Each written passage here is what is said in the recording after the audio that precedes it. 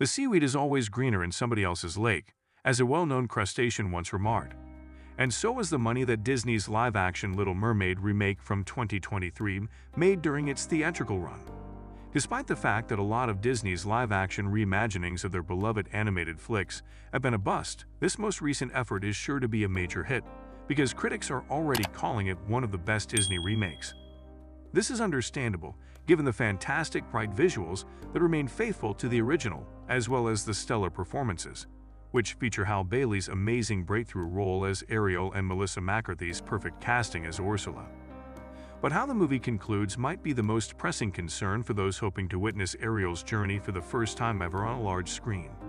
Disney has, after all, before used artistic license with their remakes, even with regard to how they conclude, even though it is not customary. The Jungle Book from 2016 demonstrated this with an entirely new ending. Mowgli, Neil Sethi, the protagonist of the tale, stays in the forest with his animal companions and family, rather than residing with humans in the Man Village like in the 1977 adaptation. Does The Little Mermaid also make changes to the ending from the 1989 classic that preceded it? The Little Mermaid remake's climax is essentially the same as the 1989 cartoon masterpiece, despite a few changes to the plot. For example, Ursula becomes Ariel's aunt in the 2023 movie. The third act commences when Ursula, disguising herself as the stunning Vanessa, Jessica Alexander, and tricking Prince Eric, Jonah Howard King, into believing she's the mysterious woman who saved him following his shipwreck, uses the voice she coerced out of Ariel. After hearing that Eric is getting married, Scuttle raps Ariel, who is still silent, the news. To her surprise, the young princess learns that her true love has found a new partner in another lady. Ariel quickly discovers that Vanessa is actually Ursula in disguise, and she is able to tell Eric the truth about this with the assistance of her pals. Sadly, Ursula prevails since Ariel is unable to give Ursula a true love's kiss before dusk. After the princess transforms back into a mermaid, the sea witch pulls Ariel back down into the ocean, where she ultimately encounters her estranged brother, King Triton, Javier Bardem.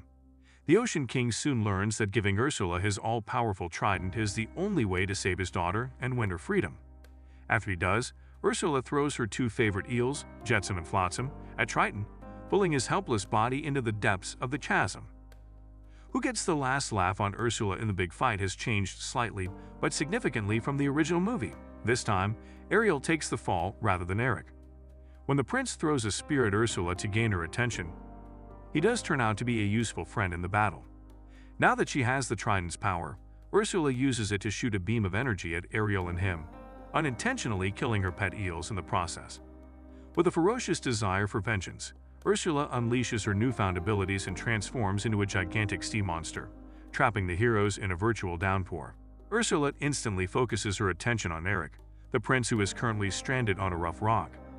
Various shipwrecks that were trapped at the ocean's bottom are now being raised to the surface when the water is in disarray. When Ariel finds herself on one of these ships, she proceeds to the helm. Ariel steers the ship to port and strikes Ursula with the pointed bow, just as she is ready to murder Eric. A vicious Disney villain death that is almost exactly the same as the original, save for the roles of Ariel and Eric being flipped. Following Ursula's defeat, Eric and Ariel don't think their story has come to a joyful conclusion. It appears like everything is gone as Eric has returned to Earth and Ariel is still destined to be a human.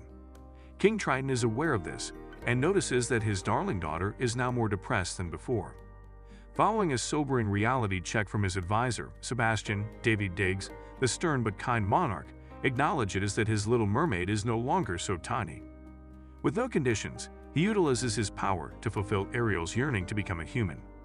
Ariel and Eric reunite almost soon when she gains permanent land legs, exchanging a long overdue kiss of pure love. Ariel and Eric conclude the movie as husband and wife, as you would certainly assume, especially if you loved the first one. However, this is just the beginning of their new life together. Early on in the movie, Eric and his mother, Queen Selena, Noma Dumaswani, are at odds. The queen believes it would be best if they stay to themselves and the rest of the realm, but the prince is eager to explore the undiscovered waters. The starting point between Ariel and her own parent early in the movie isn't all that dissimilar from this. In the end, Selena comes to terms with the fact that her son is capable of making his own decisions, and grants him and Ariel the freedom to sail across the world in their own ship in search of many new experiences in unexplored regions of the high seas. Triton and Ariel's sisters, along with all the other obedient residents of Atlantica, arrive to say the princess and her husband farewell just before Ariel and Eric set out on their voyage. This causes Ariel to shed a tear, and she gives her father a final embrace. Finally, a recognizable image lifted directly from the legendary animated film that served as inspiration.